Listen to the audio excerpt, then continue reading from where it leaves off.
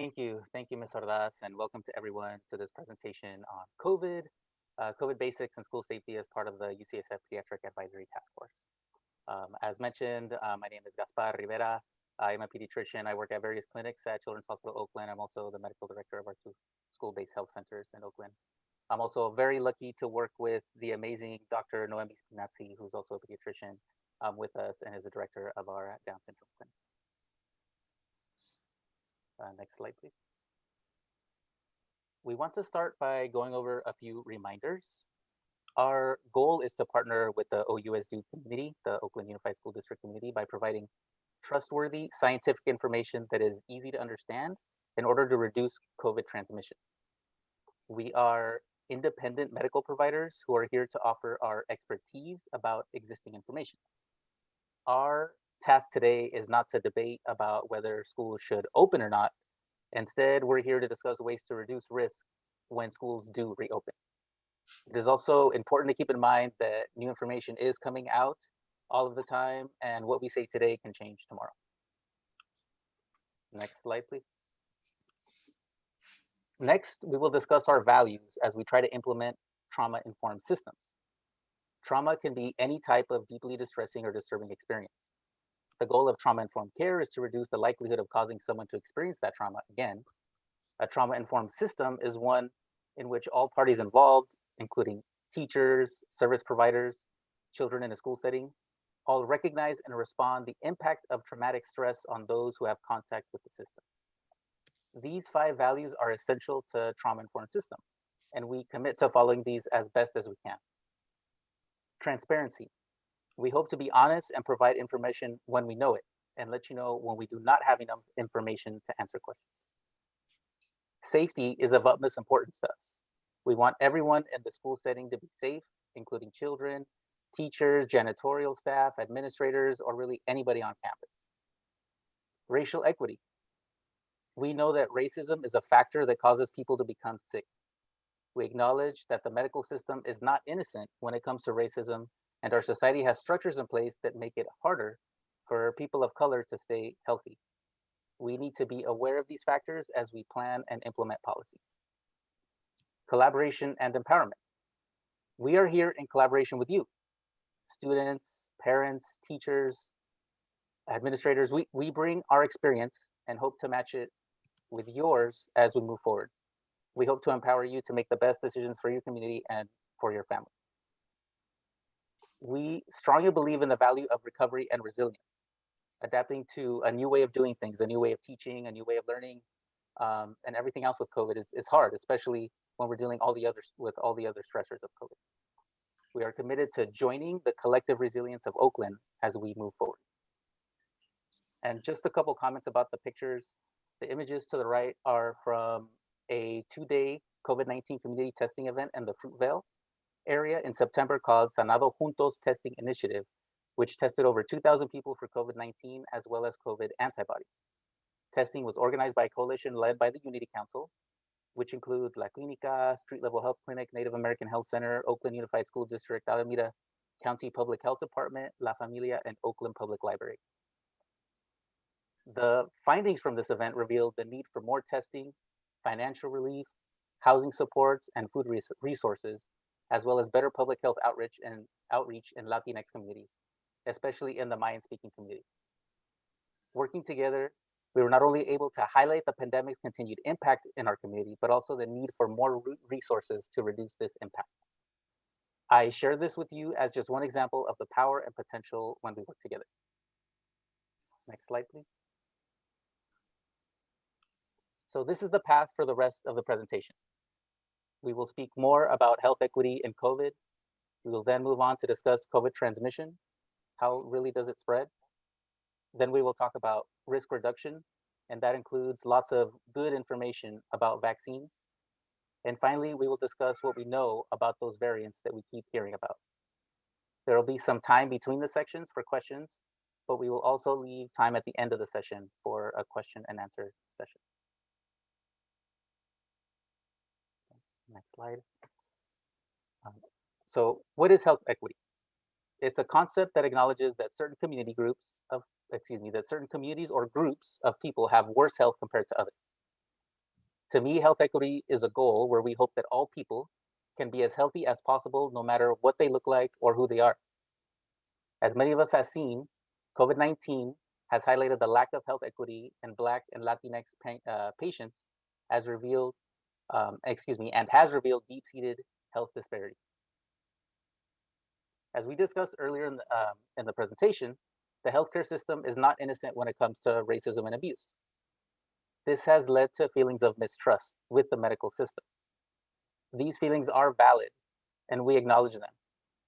Whether it's hesitancy to get a vaccine or take a medication or even go to the doctor in the first place.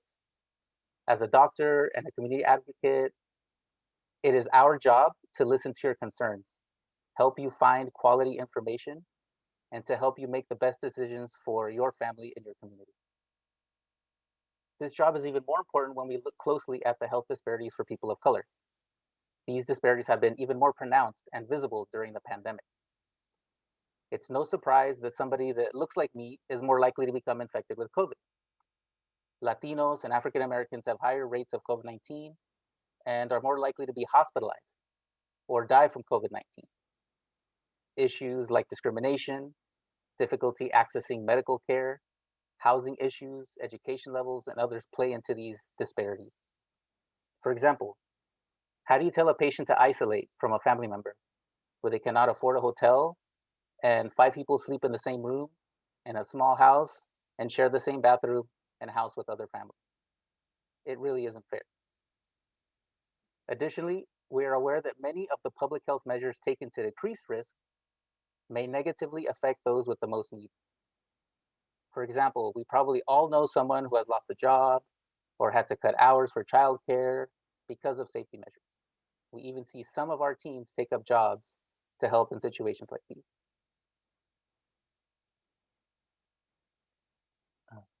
Next slide, please. This is what health disparities and lack of health equity looks like on a map. Communities and neighborhoods in Oakland have different experiences with COVID-19. This map shows cases of COVID by zip code. The darker the blue, the more cases of COVID.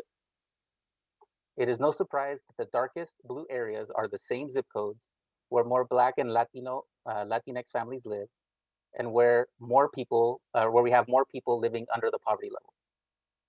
While case rates continue to fall from their January peak in Alameda County among all race and ethnicity groups, Latinx people are still more than 4 times likely to be diagnosed with COVID than white people, and African Americans are nearly 2 times more likely to die from COVID-19 compared to their white neighbors. Poverty also has a strong role. Here's one example from data examined in November 2020. The 94621 zip code in southern Oakland has about 30% of its residents living below the poverty line, while a different zip code in Oakland, Rockridge, 94618, has only about 5% of the population living under the poverty line. As you might expect, the southern Oakland zip code has about 10 times more cases of COVID-19 compared to the Rockridge zip code. As we think about addressing these disparities, we have a real opportunity in the scientific and medical communities to demonstrate our worthiness and to communicate as a system that we care about and value the health of every single person. Next slide, please. While we are going to spend most of the time tonight focused on physical health, we did want to acknowledge mental health impacts of COVID on our community as well. At this point, most people know someone who has either had COVID, been hospitalized, or dealing with the long-term effects, or have even passed away from COVID. Many of you have had COVID yourself, or likely all of you had experienced some type of grief or loss as a result of the pandemic. But grief and loss also results from missing out on the things that we love and the things that we miss. I'm talking about maybe not being able to play your favorite sport, or play a varsity sport, attend a school prom, a birthday celebration, or not being able to take your child to the first day of school. Additionally, isolation and stress impacts both physical and mental health, and this impact can be profound. The good news is there are things that we can do to help the current limitations.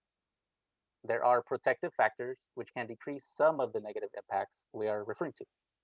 So these include things like positive relationships, continuing structures and routines that we do have control over, finding time to exercise, even if it's just walking around the neighborhood, if possible, or doing jumping jacks at home. Another protective factor is connecting to something bigger. This can be joining in with the church, a community group, some type of creative exercise like painting, or getting involved with a cause or a mission that you're passionate about. For example, participating in events like this and others in the community is one way to help us connect with the goal to increase health, wellness, and resilience for our school communities. Next slide. Oh, yeah. We leave the health equity section with the words of Dr. Nunez Smith, who reminds us that there is misinformation and disinformation that is moving fast. This misinformation often targets communities that suffer the most. We join her tonight that as part of a new normal where we try to restore trust in science, evidence, and data, and that we use this data to help us make our decisions. Thank you, and I'll hand it off to Dr. Noemi Spinazzi.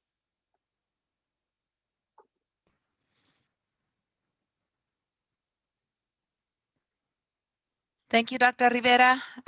Before I get started on the really sciencey stuff, Mr. Sasaki, Mr. Tafoya, do we want to take some questions related to the first part, or should we move on to the part around the science of COVID? Oh, we can open it to a couple of questions. Let me get to that document real quick, pull some up for you. And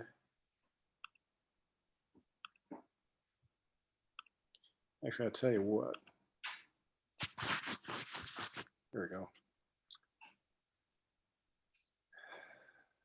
All right, so here's actually one that's kind of a big one. It's about social emotional state of our kids. And this person says, because of my child's health risk factors, he's been fairly isolated from play with other children. A few times he's been able to play with other kids. He's experienced very intense emotions, including anger with friends. He's typically a joyful child. What will be expected of children's behavior when they return in person? How will teachers adapt to support the emotional needs of children who've been so isolated? That's obviously more just about the behavior. So this person is concerned about that, what will it take for our kids to be supported when they get back in, and how pronounced will the challenges they're going through emotionally and mentally be?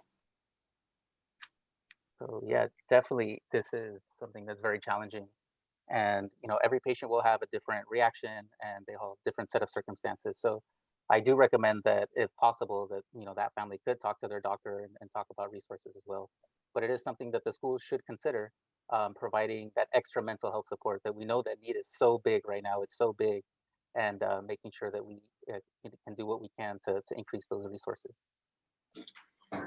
Here's a quick one. How will the newly released guidance on double masking, or at least using better masking materials and practices, be integrated? What is your feeling about masking, double masking, and the kinds of PPE that are available to people? That's an excellent question, and Dr. Spinazzi will be covering that, I believe, in the next section. Great. Is that my assist to get started, or do we want to take another question or two around mental health? Anyway, we've got two people who raised their hands. So let me see if I can find, there's a Maria who I will allow to talk right now. Go ahead, Maria, please bring your question. Hi, I do have a question. My concern is, are the teachers or like mandatory to take the vaccine or no? That the doctors can't address that. That's internal to the district, and that's not something that's been worked out yet. That's something that we're looking at, but it's not something that's been... Okay. Thank you very much. And is there anybody else? I think we have Juan Manuel Garcia who can talk now. Please go ahead, Juan Manuel. Sí, mi pregunta es, ¿a los niños también se les va a obligar a que se vacunen? We will talk about vaccination. The question was, will children be mandated to be vaccinated before returning to school?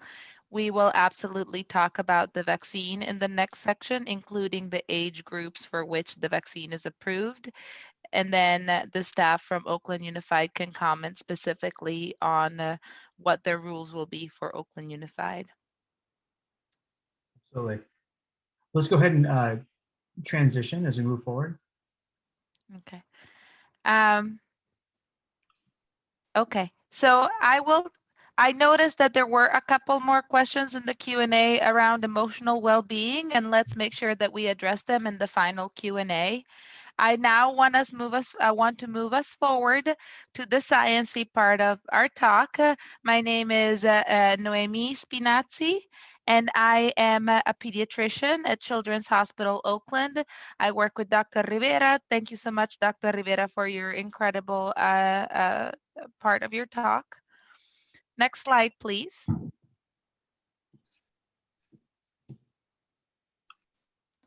So when we talk about how to prevent COVID transmission, how to keep ourselves from getting sick with COVID, first we have to understand how COVID is spread. When we talk about how the COVID virus is spread, we talk about modes of transmission, ways in which we spread the virus. So there are two main types of transmission, of spread.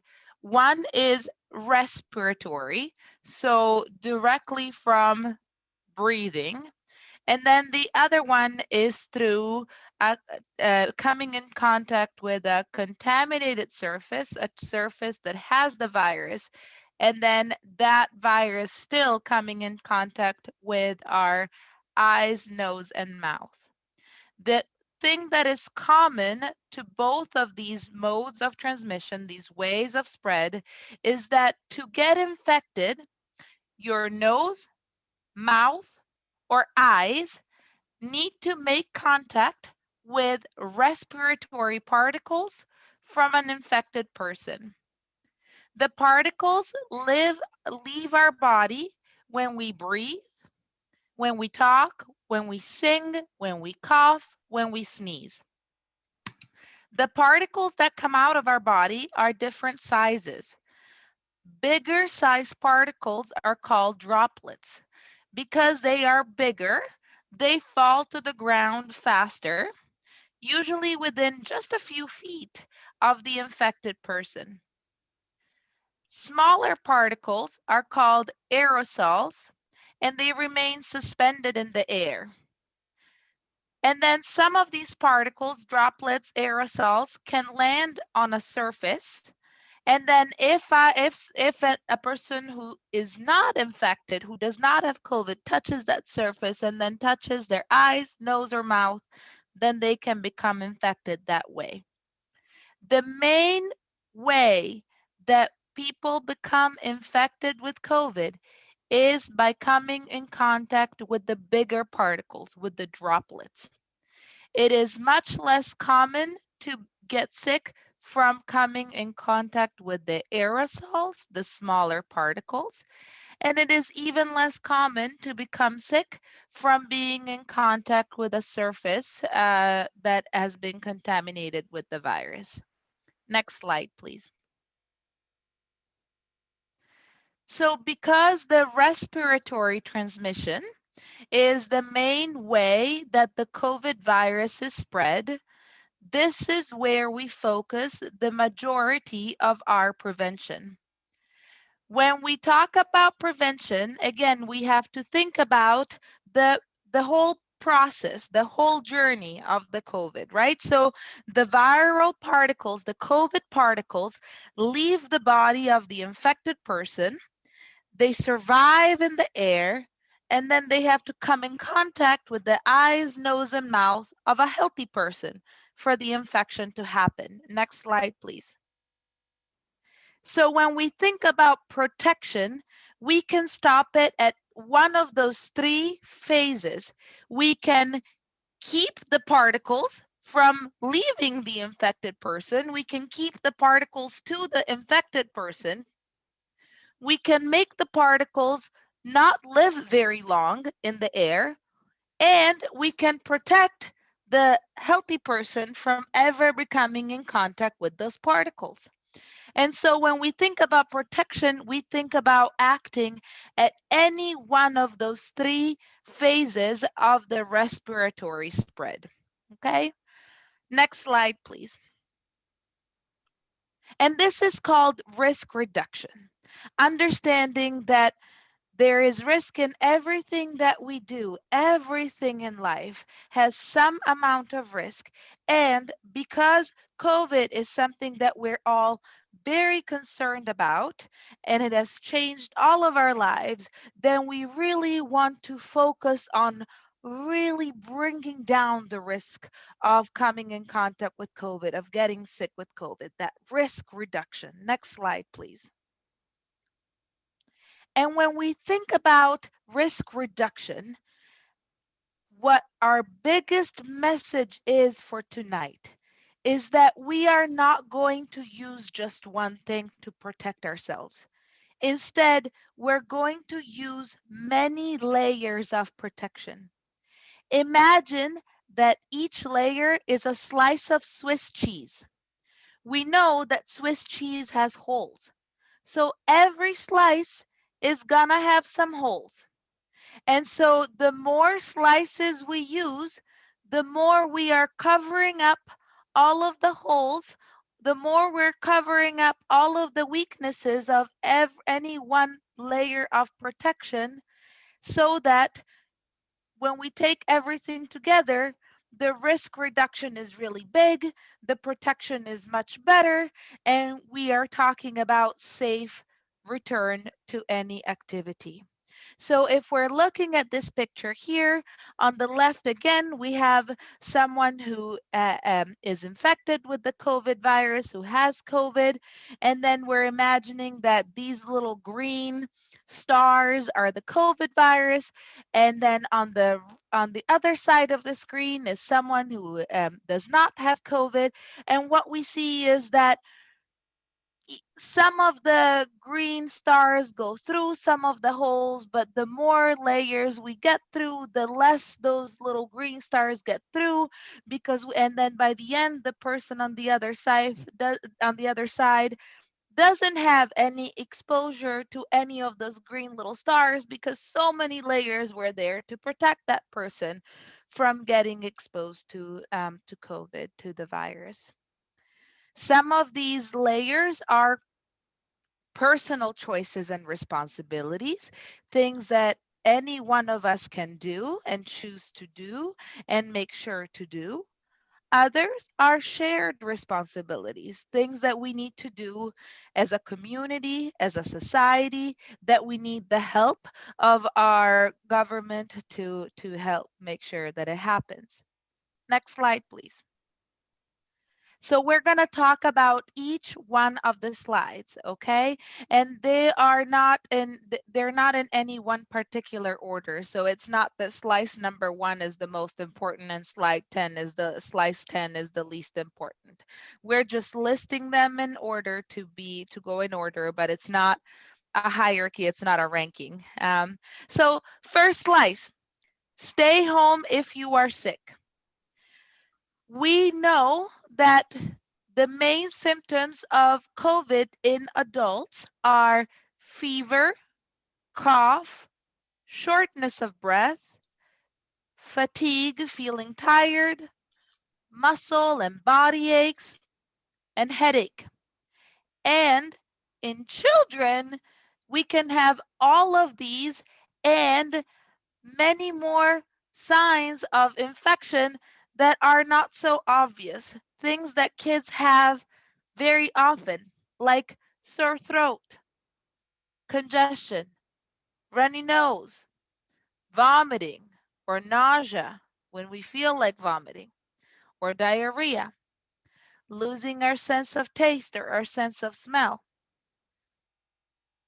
So if we if we ask questions, do you have symptoms, before we leave for school, before we ever leave our house to go to school, including, are you sick, or Is anybody else at home sick with symptoms that could be COVID? Then we can keep the sick person home and decrease the chance that someone who is sick is going to come to school and potentially infect other children. So the one recommendation is stay home if a student or family member has had symptoms within the previous 24 hours.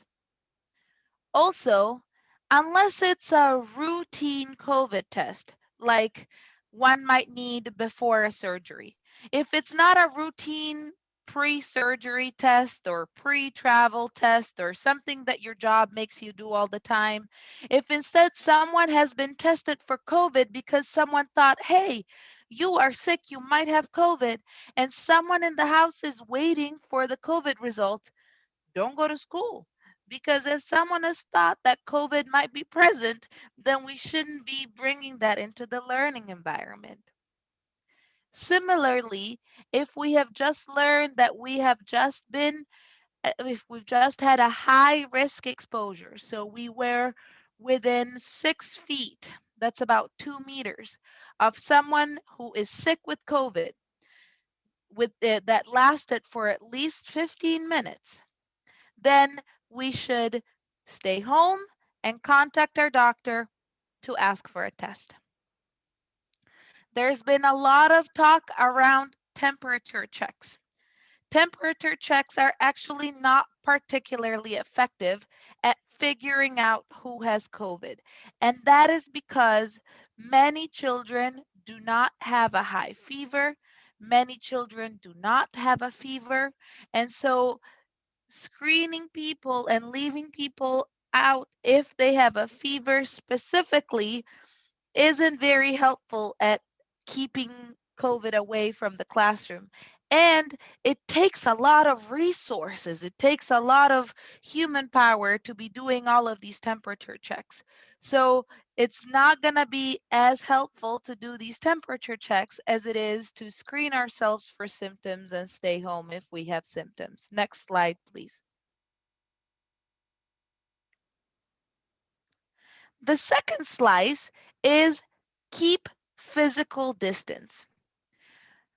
What we talked about earlier in that picture is there are bigger particles and smaller particles, and those bigger particles fall to the ground, usually within 3 feet, 1 meter of the person talking. We doubled that distance to double the safety, and that's where that staying 6 feet apart comes from. It's to really make sure that if one is sick with COVID and is sending out infected particles, then we are far enough away from those particles that even if that other person is sick, we're not exposed to a big amount of those particles. Okay, next slide, please. This third slice is one of the most important slices. I have to really pause and say how important masks are. Masks are important for two reasons. They keep particles that we make to ourselves, and we keep other people's particles away from our nose and mouth. So they are doing two purposes. There are different types of masks. There are cloth masks that are reusable, that you should wash at home. And the new guidelines from the CDC say to use at least 2 layers of cloth masks and cloth masks that have a tight fit. The even newer guidelines say perhaps do a layer of a cloth mask and a layer of a surgical disposable mask. The second picture is a surgical mask, one of those disposable blue or yellow or green masks that you see healthcare workers wear. These, even though they look thin, the fibers inside are super fine. And so there's actually many layers of fibers in that mask, 3 layers. And you can absolutely choose to layer a cloth mask and a surgical mask. The bottom picture is what's called an N95 mask. N95 masks are more specialized. They do keep out smaller particles like the aerosols, but they have to be professionally fitted. If they're not fitted just right to the face, then yes, it's a good protection from the mask, but then we can still get particles in through the holes in the mask from a poor fit. This is why N95s are more appropriate for long exposures to someone who could be sick, that is a close contact type of exposure. And again, they're more specialized. I want to draw your attention to the picture of the right. This is a valved mask. You see that little square at the front? That's a valve. These are dangerous because they keep outside particles out, but they still allow our own particles to leave the mask. These valved N95 masks that let particles escape out are good for smoke. So they are good when we have wildfires because they keep this outside smoke from being breathed in, but they're not good during a pandemic because they don't keep our particles from escaping out. They are not acceptable. They will not be accepted in schools. They're not accepted in healthcare places either. Next slide, please.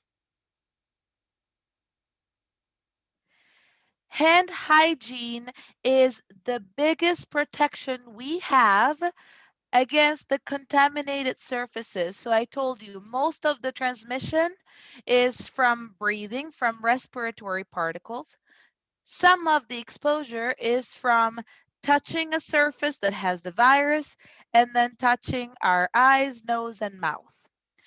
If we are good about washing our hands often, including using gel, if we frequently the gel hand sanitizer, and then making sure that we wash our hands with soap and water before eating, when our hands are visibly dirty, as well as if gel is not available. And then doing that before we touch our eyes, nose, or mouth, that will keep any sort of particle from coming in contact with our face. This is going to be a really important piece of any sort of safe return to in-person learning. There will need to be schedules around hand washing and reminders around hand washing because it's really hard not to touch our face. Next slide, please. Which brings me to face shields. Face shields are a great reminder not to touch our face because there's a big plasticky thing in front of our face. They also do offer some extra protection for the eyes because the mask covers our nose and mouth, but it does not cover the eyes. So the addition of a shield also helps it protect our eyes. My big message about a shield is that a shield is not a substitute for wearing a mask. If you wear a face shield, you have some extra protection, and you must wear a mask with it as well. The other thing I neglected to say about the mask is that when we talk about mask wearing, we need to think about wearing the mask properly over our nose and mouth and keeping it over our nose and mouth. That is the correct way of wearing a mask. If our mask is under our nose, if our mask is being pulled down often, like pulling it down to speak, then that is not the appropriate way of wearing a mask. Next slide, please. The next slice is minimizing time in crowded spaces. So spending as little time as possible in places that are crowded. So that means making sure that places are not crowded. What would that look like in a school? It might mean staggering when we arrive and when we leave school, because we know that when kids are coming to school and when kids are leaving school, that's a time when there's big crowds in the hallways, right? That when we change class times, if we have to change from one class to another or go from class to gym or recess, that again, those times are not everybody at the same time, that they're staggered so that we don't have big crowds in the hallways. Because if you have a big crowded space, it's harder to keep the distance. There's more people around us, which simply increases the chances that we might be exposed to someone who is sick with COVID. Next slide, please. I'm going to pass it on to Dr. Rivera to talk to us about testing and contact tracing. Thank you, Noemi. Yes, I'll talk about the next two slices in our model. So the next one is testing and contact tracing. So in general, we do testing for COVID because we want to see if somebody has COVID. So in general, we do like for that test to have some key characteristics, some key qualities. And so first, we would like it to be a test that's easy to access. So it would be easy for somebody to be able to get that test. We would like that test to be free or cheap. We would like that test to be accurate, so to give us good results. And then we would like that result to come back in 1 to 2 days. So the faster, the better. So in general, there are three big categories of types of testing. The first one being symptom-based, there's exposure outbreak-based testing, and then there's monitoring. So symptom-based refers to testing when somebody has symptoms, those symptoms that Dr. Spinazzi talked about related to COVID-19. And like she said, symptoms can vary widely, especially for children. So some children may not have any symptoms at all. They may have mild symptoms, as mild as just a runny nose, and that's it. Or it could be more severe, like those that have to go into the hospital. But it is, what we're seeing is there's about a 50%, or excuse me, about 50% of patients who have COVID do not have any symptoms. So it does make that part more difficult. Two, exposure or outbreak testing refers to testing after a known or possible exposure to somebody with COVID. Sometimes the local health departments get involved, and this is what we refer to as contact tracing. And then the third one, monitoring, refers to regular periodic testing in a particular group. And so this may be important depending on the risk for COVID for a specific group of people. And since schools are part of our Oakland community and affect our rates of COVID in Oakland, it is important to discuss all three of these types of tests when talking about strategies to open a school safely. Next slide, please. And so the next slice is about ventilation. And as Dr. Spinazzi already mentioned, viral particles, which can infect somebody, spread through the air. And so it is it should be part of the strategy to reduce the number of particles in a room to decrease the transmission of COVID in that area. So the more ventilation you have in a space, whether that space is a classroom, an activity room, a gym room, the more dilute or spread out those particles become, and the number of particles in that area will drop. And so that would be the goal, to have less particles. Opening a window or a door is probably the easiest way to increase this ventilation.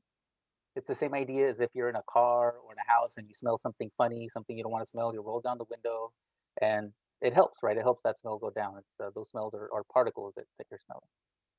And that being said, we know that the weather may not permit, or there may be other factors that make it hard for somebody to be able to open a window or a door, right? If it's super cold, there may not be enough blankets or layers of clothing to be able to compensate, to be able to make it comfortable in the classroom. So what else can we do? So the goal in that situation would be to get more fresh air through the ventilation system that the building may have. And these ventilation systems would likely have filters, and so making sure the appropriate filters are in place. Some systems can use different methods to disinfect the air. One of those could be UV light, ultraviolet light. And then some places use portable air cleaners and freestanding HEPA filters, which can also help, but their use may be limited depending on how big the room is. Thank you. So we'll pass it on back to Noemi, and I think questions before that.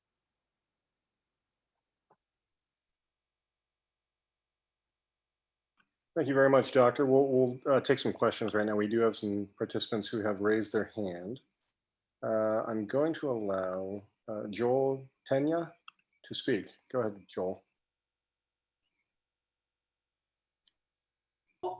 Hello, I don't know if you guys can hear me. I'm having a hard time listening. But my main question is, a lot of the conversation has been around making sure that our young people are safe and that all the good information that we got here about mask wearing and whatnot. But my concern is when we're actually dealing with a real-time situation, trying to get the young people to follow through with all of the precautions that are being required of them.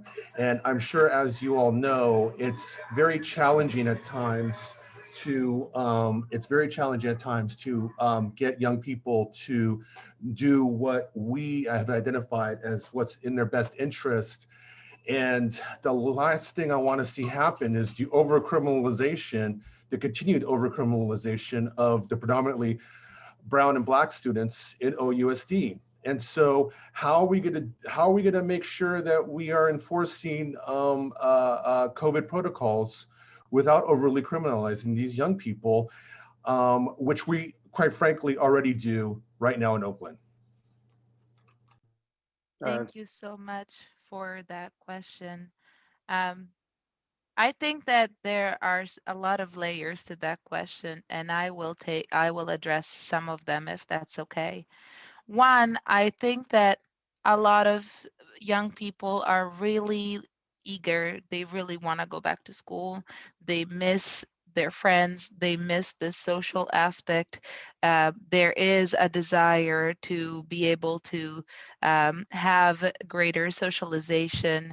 There was a question in the chat in Spanish saying, it worries me that teenagers are alone at home so much. It worries a lot of people, right? And so I think that the first piece of how do we make this happen is, I think, sharing that responsibility. So the shared responsibility of at home, talking about how important it will be to wear the mask consistently when we are at school, how important it's going to be for the young person's health and the health of the people around them to wear the mask consistently, to model appropriate mask wearing, to reward appropriate mask wearing with praise and reinforcement, because those are the strategies that work best for when young people learn, not punishment. And then in the school setting itself, I think that there's going to be a need for, again, a lot of conversation around how we all honestly being frank about how we feel, that we feel vulnerable about coming back to a school setting, that it has been a year because so many people have felt vulnerable about coming together, and how the success of this involves everybody doing their part and then redirecting those who are pulling down their masks, and the part about how in the moment it's going to happen, and how do we keep um, this from over criminalizing and over punishing students, especially Black and Brown students, is a very fair question. And I hope that the district is thinking about it. And I hope that models that involve restorative justice and learning from these processes, as opposed to punishing only, are being considered as a part of the how are we going to make this successful. But I also want to lean on examples from other places in the country with really high community rates that were able to reopen very safely with mask wearing and somehow made it happen with the collaboration of the young persons and the community. So we are standing on the shoulders of others, because we are not going to be the first district to go back when we do. And we, as the doctors and scientists here, are not the ones who get to decide when that happens. We are here to provide information so we can have these conversations as a community around questions like the one that you just asked, Mr. Teña, and making sure that we have plans for these things when we go back to in-person learning. Thank you, Doctor. And let me just add that we will not be criminalizing our students for mask wearing.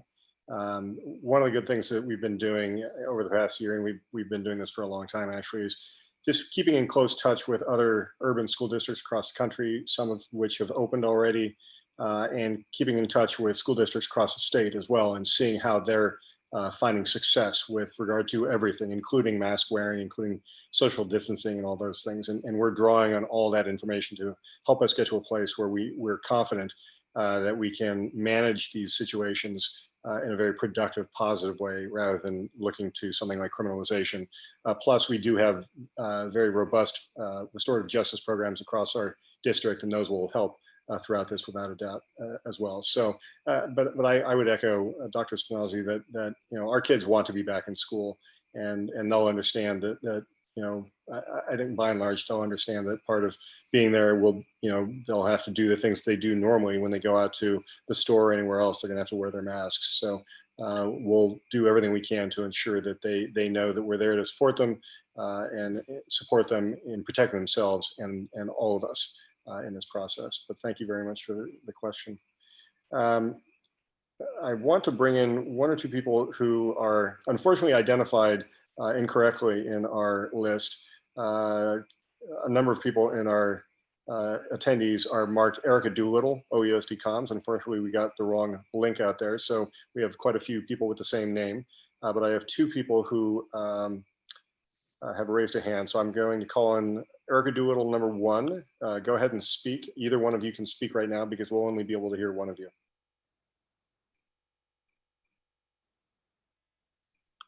Let's see, go ahead there. Hola, buenas tardes. Mi nombre es Angélica Reyes.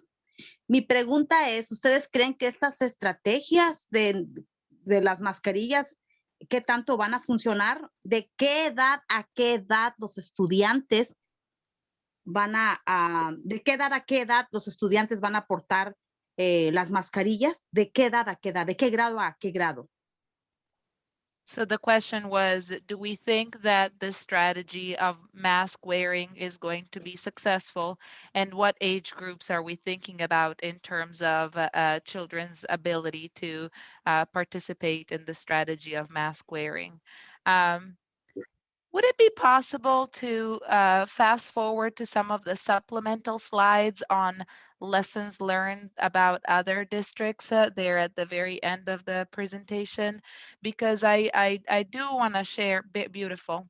So I want to share with you some examples from other school districts that have reopened that weren't just, oh, let's kind of chat about what happened in kind of an anecdotal kind of way. Like, let's just kind of reflect on it. This was scientists taking a lot of data and having very specific protocols for seeing, is this working or not, and how do we make it work?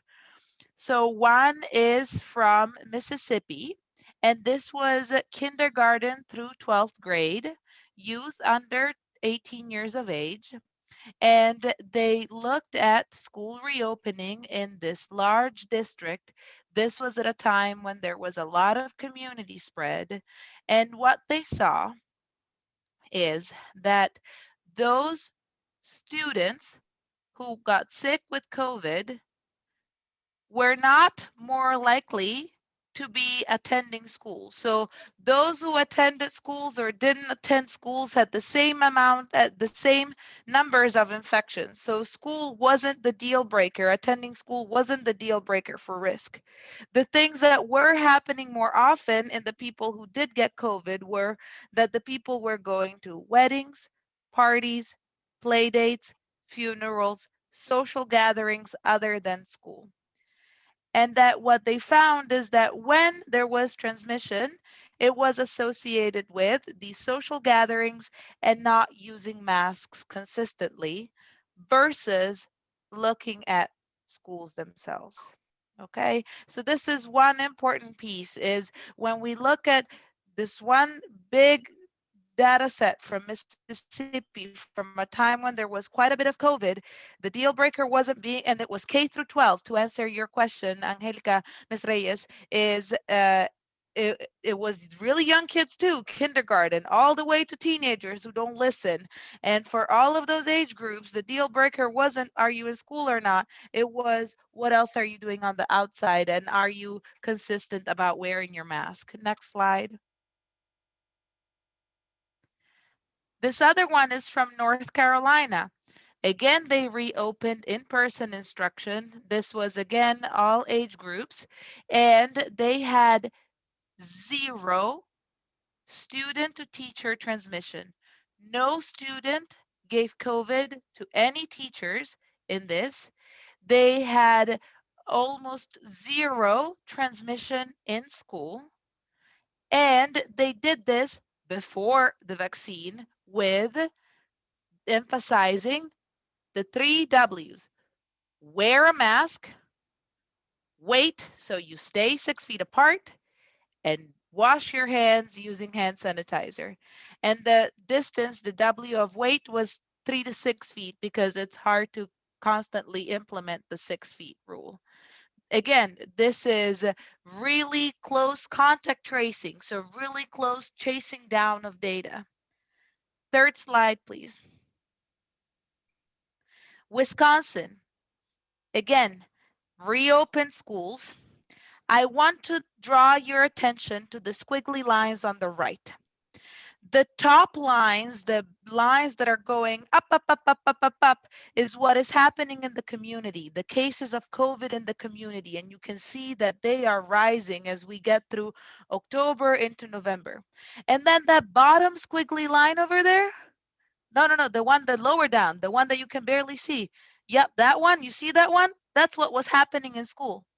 There was basically no transmission in school, even though rates in the community were going through the roof. And again, this was a bunch of age groups. It was K through 12 schools, so starting with kindergarteners. And what they emphasized the most was wear masks, have small groups, small cohorts, they're called small groups of school, stay far away from each other, and minimize other exposures, decrease other and quarantine, sorry. So if there was an exposure in a classroom, then everybody immediately quarantine. We don't continue to mingle. We quarantine until we know that we can safely go back after testing. And again, 0 student to staff transmission. This is amazing numbers, okay?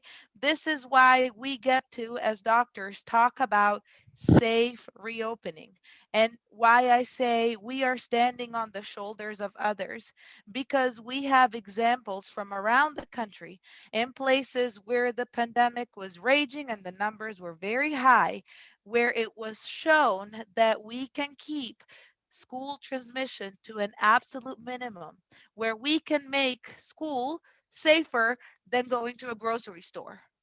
Okay, so this, to answer your great question, Ms. Reyes, I think that we're talking about masks for everybody. And what I have seen, I'm a pediatrician, I take care of children. What I have seen is that I used to see kids absolutely unable to do the mask and now able to hang with me for 30 minutes, an hour, wearing their mask, forgetting that it's there. So I think that kids can learn and kids can get used to new things.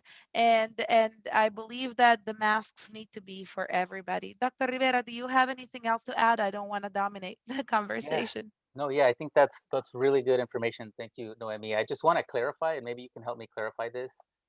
When you look at these three examples, you mentioned like zero transmission risk. You're not trying to say there is zero risk, right, with going back to school. I know that's what the evidence shows for at least two of the three, but I just want to clarify that. We're not saying there's zero risk, but we're saying there's much less risk than some of the other things that we do as long as we follow these measures. And so for some people, it may not be the best decision to go back to school, and that's an individual decision. But we're talking through the lens of public health, right, and trying to decide what's best for the school and for the whole community. And so in that situation, I completely agree with Dr. Spinazzi. We can say it's safe, again, with the big quotation marks, because it takes a lot of different measures for it to be as safe as we would like it to be. But I think all of that information that you presented just gives, it adds more confidence and more confidence to somebody like me with being able to open up a school safety. Thank you both very much. We're about to move on to vaccines, but before we do, I want to take one more question. We do have a few people waiting, and I'm going to open up the call line for Yuli Maturano. So please go ahead, Yuli.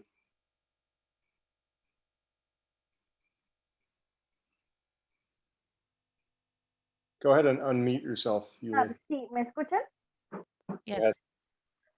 Ok, sí, mi pregunta más que nada es para saber cómo el distrito va a apoyar a las escuelas con este tipo de problemáticas a nivel como distrito, porque normalmente las escuelas están viendo saturadas problemas de salud mental, de discapacidades, entonces está poniendo muchas alternativas para poder abrir las escuelas, pero ellos que van a apoyar para que las escuelas,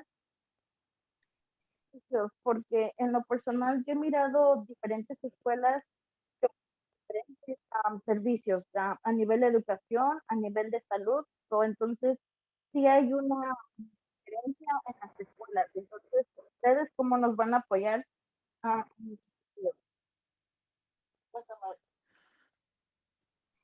Eso sería todo. I want to acknowledge that the voice was going in and out.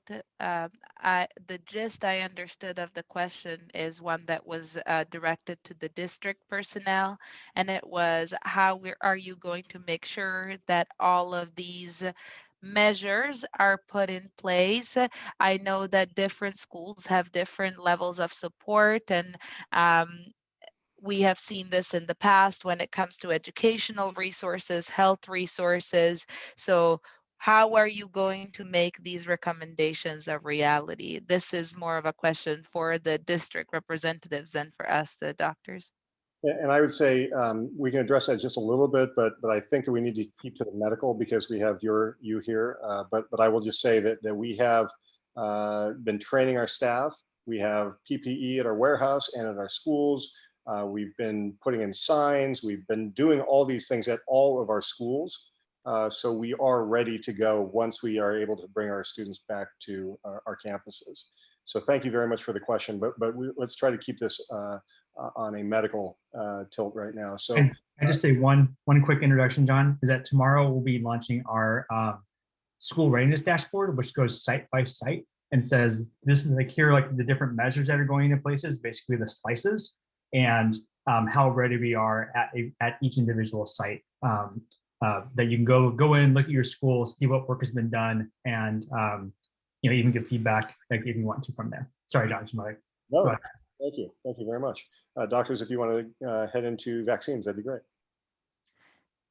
Sounds very good. Can we go back to the slide that begins the vaccine?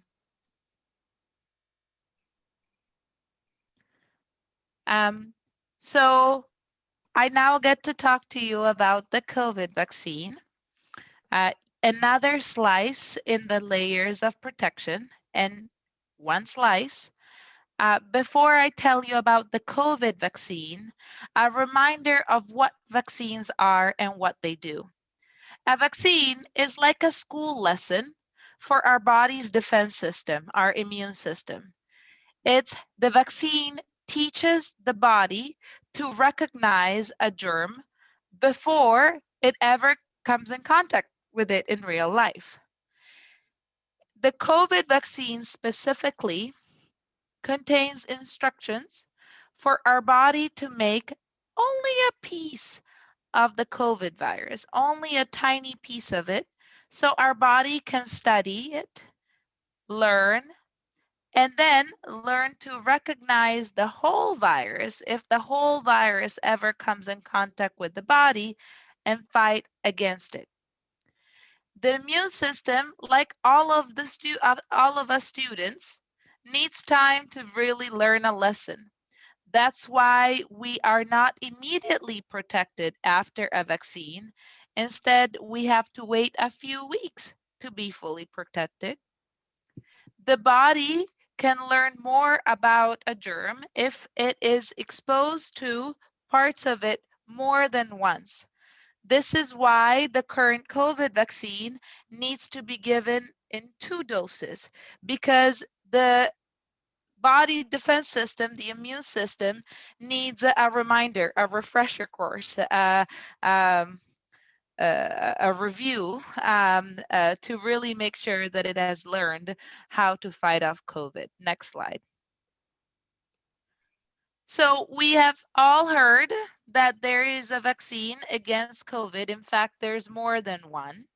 And there are a lot of common questions about this vaccine. The first one is it really effective? Does it actually work?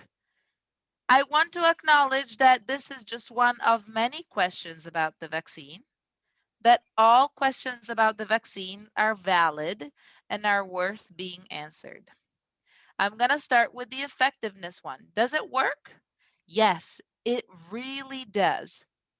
So all the vaccines that have been studied, and there's 5 of them that we hear about in the news. You might have heard about Moderna, about Pfizer, about AstraZeneca, about Johnson & Johnson, and about Novavax. These have been the names in the news. All 5 of them are very effective. There might be differences in how effective they are, but they're all very effective at preventing symptoms, COVID disease with symptoms. So I have COVID and I have symptoms, and being hospitalized because of COVID. So being so sick that you need to go to the hospital because of COVID, as well as dying from COVID. So all 5 vaccines work well at preventing becoming sick from the virus, becoming really sick from the virus, and dying from the virus. That is amazing news. The other thing that we are already seeing from countries that are smaller and that have been able to vaccinate their population more quickly is that once we start vaccinating enough people, then the overall amount of COVID infection in the community comes down significantly. We are not quite there yet, but we're on our way. So this means that even if not everybody will be vaccinated right away, we will all feel the benefits of the others being vaccinated, because over time, this will bring down the amount of COVID infection that we see. The reason why we have seen so much COVID until now is in part because COVID was brand new to all of our bodies. So if we came in contact with it, we didn't have any defense against it. There was nobody that was acting as a protection. When we get sick from COVID, we have some temporary protection against it, but we still need to get vaccinated because that protection from having been sick doesn't last forever. It probably lasts a few months only. So, and then now with other people being vaccinated, and then ultimately everybody's turn to be vaccinated, this is how we're also bringing down the amount of COVID in our community. Next slide. The other huge question that I have asked, that many of us have asked, is it safe? This is a very important question, and not just for a new vaccine, but for any medicine or any treatment that any doctor might prescribe, right? Is it safe? Is it safe for me? How was it developed so quickly, and how can you know it's safe? Well, actually, there were many years of research, almost 20 years of research on the types of mRNA vaccines, which is the type of vaccine that is the Moderna and Pfizer vaccine that people are getting right now. There were 20 years of research building up to this. So yes, this specific one, the COVID vaccine, was developed quickly, but before it, there was a lot of years of research to really get us ready for this moment. And there was a lot of funding available that made it possible to make something so effective this quickly. The good news is, even though it was developed quickly and studied in a very effective fashion, no corners were cut. There was no skipping of any steps. We had to go through the same exact standards for regulation and safety as every other vaccine, which included at least 8 weeks of safety data. Why do we say 8 weeks? Because what we know about vaccines and possible side effects from the vaccines, short term and long term, is that they all appear within 8 weeks. This is what came from the expert panels, including the independent panels that spoke about vaccine safety. So and then it had to go through evaluation by the CDC, the Center for Disease Control, the Federal Drug Administration, independent vaccine panels. And now it is still being monitored because everybody who gets the vaccine can be a part of ongoing symptom checking to continue to make sure that we are learning about the safety of the vaccine. There were clinical trials that were required to happen before this vaccine became available to the public. They involved people 16 to 18 years of age or older and of all ethnicities. So it wasn't just studied in one particular ethnic group or community. It was studied in a lot of different people. And it was shown to be safe in all of these groups. One question I get a lot is, when will children be vaccinated?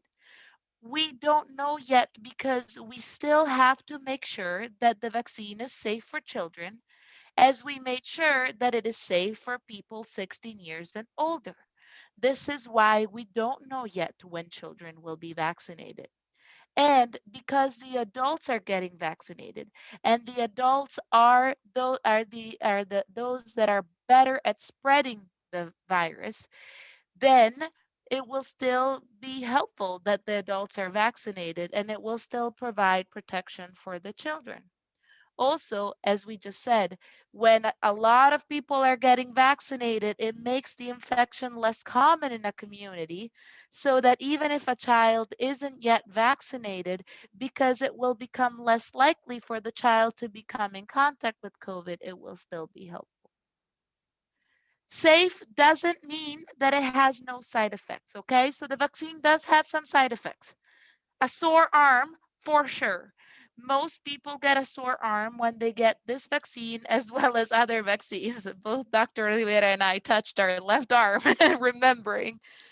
We can get a swollen gland underneath the arm where we got vaccinated. That's a sign that our immune system is responding. Some people get fevers and chills and body aches and feel tired and get headaches, especially with the second dose. Or if we have already had COVID and we get the vaccine, we seem to get a few more side effects that are temporary. They last 1 to 3 days and they go away. These are what would be considered mild side effects, unpleasant. I didn't like it, but mild and definitely shorter term than the disease itself. There have been reports of some severe allergic reactions to the vaccine that have been reported very widely in the news. They're actually very rare. One question I get a lot is, can the vaccine cause COVID? The answer is no, because there is no full virus in the vaccine. There's instructions to make pieces of the virus, a small tiny piece of it, not enough to rebuild the whole virus in our body. There is no full virus in the body. So there is no way in the universe that the vaccine can give you COVID or cause you to test positive for COVID. Next slide, please. Are there medical reasons not to get vaccinated? Yes, if you have had a severe allergic reaction to the first dose of the vaccine, you probably should not receive the second dose. You should talk to your doctor if you are pregnant or breastfeeding. The the American College of Obstetrics and Gynecology, those who take care of pregnant women, have recommended the vaccine for pregnant women, but there isn't a lot of data, scientific data on it. So so women have the choice of getting vaccinated, but they should talk to their doctor. In full disclosure, I'm 8 months pregnant and I chose to get vaccinated. But again, this was a personal choice that I'm sharing with you just to let you know that I'm vulnerable like you in making these big decisions. If you take medications that make your immune system not as strong, you should talk to your doctor. The vaccine may not be just as effective as it is for people with a healthy immune system, but honestly, we don't know that for sure because we're still learning about this. If you have had anaphylaxis, that's a severe allergic reaction, swollen lips, swollen tongue, difficulty breathing, vomiting, hives, to another vaccine or injectable medication, you should talk to your doctor. You should have a plan in case you get an allergic reaction to the vaccine.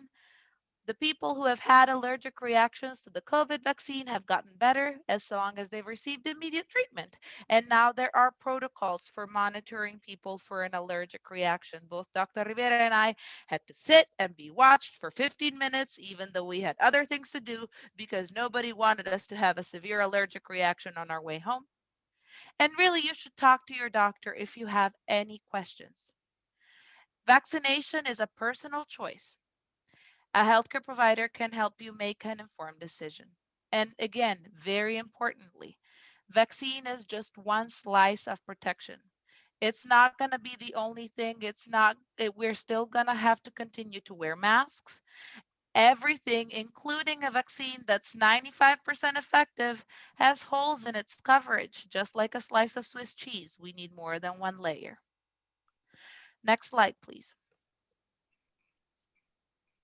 I want to talk to you about the variants of the virus, and I know we don't have a ton of time, so next slide, please. But I do want to talk about this because this has been in the news a lot. Those from the UK and from South Africa and from Brazil and from the United States and from all of these variants all of a sudden are in the news. Why are we suddenly talking about all of these variants? Well, variants happen in all viruses. Viruses are sloppy things that live to make more copies of themselves. And as they make more of themselves, they make mistakes and create variants.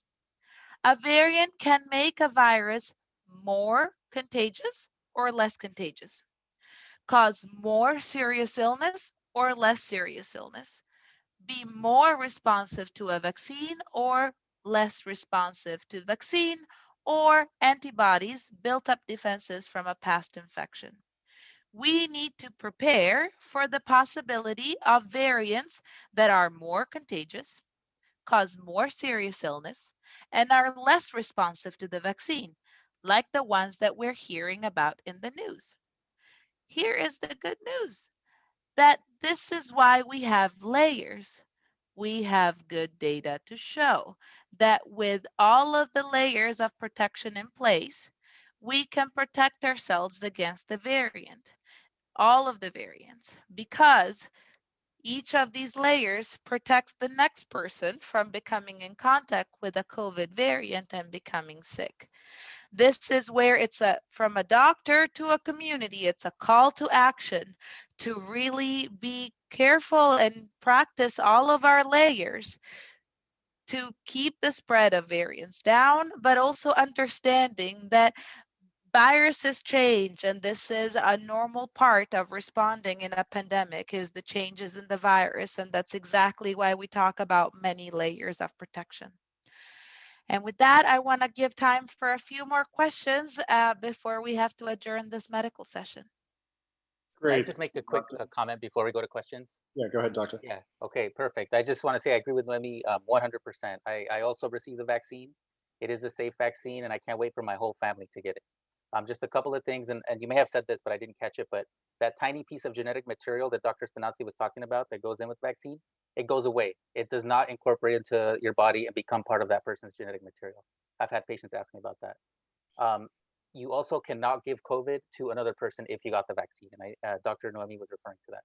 And then I've also had patients ask me about microchips in the vaccine, and there are no microchips in this vaccine. That is just absolutely not true. And so I just wanted to add those things in there. Yes, thank you. Thank you for addressing the microchip issue. So can I ask the two of you if you can take a look at the Q&A and see if there's one or two questions in there that we could address? Meanwhile, I will open up Angie Fuentes to ask a question. Go ahead, Ms. Fuentes.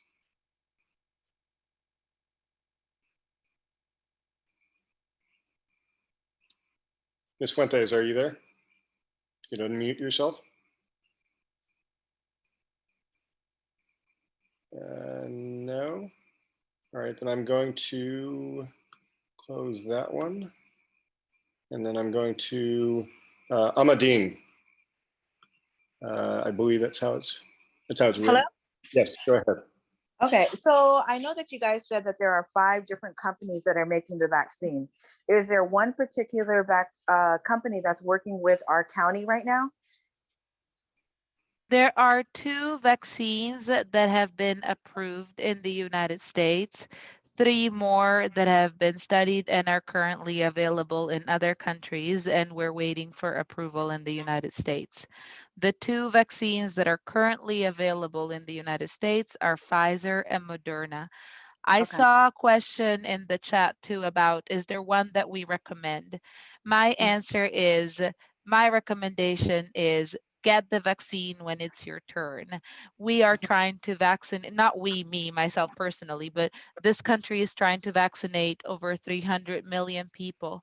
Most people don't get a choice of which one to get. I know I didn't get a choice, but no matter what vaccine you get, getting the protection is going to be key, because the more of us get protected, the more we can fight against the virus.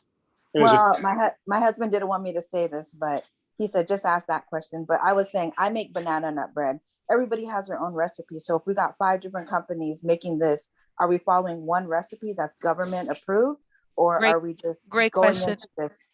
Great question. So it's not 5 different recipes for the same vaccine. It's actually 5 different vaccines, each of which have been studied in clinical trials. Some of them work slightly different from others. So they are different recipes, but it's like for banana bread, but each of them is made by the company. It's made by the company with oversight by the company with strict regulation for how to make it just right. And so it's not going to be that, Alameda County is making it in a garage and they're using pecans instead of walnuts. It's going to be coming from the store, beautifully packaged, and it's going to be up to the county to vaccinate. One more thing. I know my son is only 14 and they want him back in school. I would love him to be back in school. But how are we not getting him vaccinated to get into school? And kids are kids. They're going to play around. They're going to take their mask off. They're going to be rowdy. They might try to, oh, you got the virus, you know, just things like that. And that's our worry, is because we can't control their behavior. So how is it that we're not putting them as a priority before the 70 years old, or before me, who's a medical worker, to get in there? Because I called today and they said, I'm approved, but my kids are not, you know? Just why can't we get the kids in sooner? It's just because they're younger and more vulnerable to the symptoms? I'm confused. Yeah, Dr. Spinazzi mentioned this earlier in the presentation. It's just that we don't have the information about whether or not vaccines are safe in kids yet. So we know the Moderna vaccine, the Pfizer vaccine is approved for children 16 and older, but we don't have the information yet for patients younger than that. That work is currently being done. Those studies are going in place. And I think the most recent thing I heard is hopefully by July of this year, we'll have more information about that. But all of that is still ongoing. And so, and the question about priorities and things like that, those are not decisions that we make, unfortunately. Those will be done by public health departments and CDC and things like that. Great. All right, we're coming up on time right now, but I just wanted to see if the two of you have any questions that you found in the Q&A that you can answer quickly.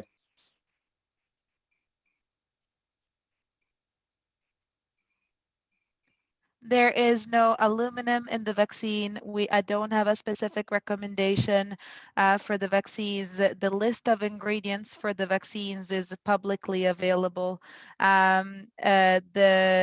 It's mandatory for safety information to be published on government's websites, and that safety information was gathered away from government by universities and other institutions that are independent of government. They were reviewed by people that are independent from government. We've just been through 4 interesting years. So I thought that it was very helpful and important for me to know that all of this information was not just reviewed by people inside the government, but also outside scientists, just like we are outside doctors and scientists who are coming in to talk to you about safety, but independent of Oakland Unified, because we want to share with you what we think is independent and information around safety. What is a good time to get vaccinated if you have had COVID before?